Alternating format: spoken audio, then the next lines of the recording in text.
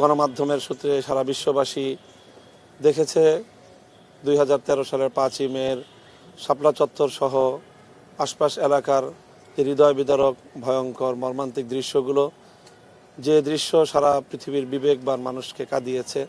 সারা পৃথিবীর মানুষ, বাংলাদেশের সকল নাগরিক, তারা ভয়ঙ্কর সেই দৃশ্য অবলোকন করেছে। কিভাবে মিডিয়াকে পর্যন্ত সেখান থেকে অপসারণ করে এবং ইলেকট্রিসিটি বন্ধ করে যে ভয়াবহ নারকীয় হত্যাযজ্ঞ চালানো হয়েছে, সেই হত্যাযজ্ঞে আমি ব্যক্তিগতভাবে সেখানে স্বয়ং উপস্থিত ছিলাম এবং সেই হত্যাযজ্ঞের অনেক ভয়াবহ দৃশ্য সচক্ষে আমরা প্রত্যক্ষ করেছি। এবং আজ প্রায় 11-12 বছর, এক যুগ ধরে আমরা সেই দুঃসহ স্মৃতি বয়ে বেড়াচ্ছি।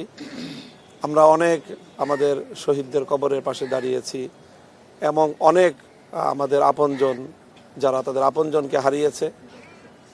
মর্মান্তিকতা এখানেই শেষ নয়, বরং অনেক শহীদ পরিবারের আপনজন, শহীদদের স্ত্রী, শহীদদের সন্তানেরা তাদের আপনজন শহীদ হওয়ার পর তারা তাদের আপনজনদের লাশটুকু পর্যন্ত খুঁজে পায়নি।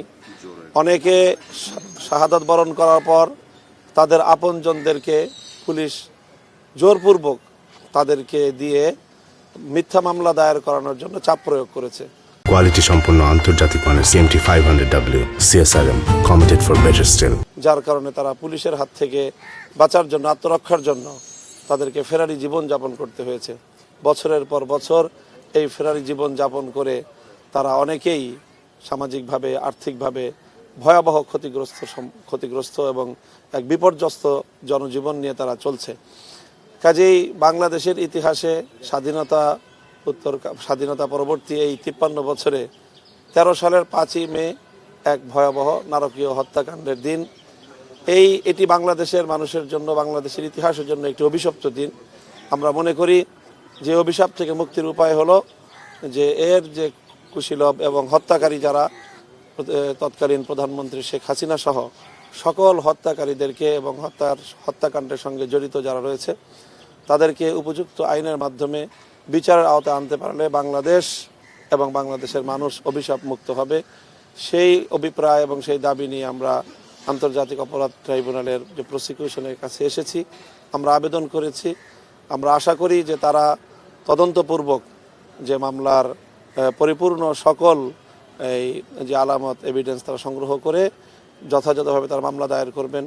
আমাদের কাছে এই মামলার পর্যাপ্ত তথ্য রয়েছে। সেই তথ্য আমরা সময়ে সময়ে যখন প্রয়োজন হবে প্রসিকিউশনের, তারা আমাদের কাছে চাইলে আমরা সকল ধরনের তথ্য ইনশাল্লাহ তাদেরকে সরবরাহ করব, সার্বিক সহযোগিতা করব। আমরা দেশবাসীর দোয়া চাই। হতাহত সম্পর্কে আসলে যদি একটু জানাতে, এই নিয়ে কতজন মারা গেছে বা আহত হয়েছে সেদিনের হতাহতের তালিকা ইতিমধ্যে অনেকগুলো সংস্থা তারা যার যার মতো করে এই অনুসন্ধান চালিয়ে রিপোর্ট পেশ করেছে এবং শহীদদের স্পেসিফিক নাম এবং তাদের অ্যাড্রেস সহ তারা মিডিয়াতে প্রোভাইড করেছে।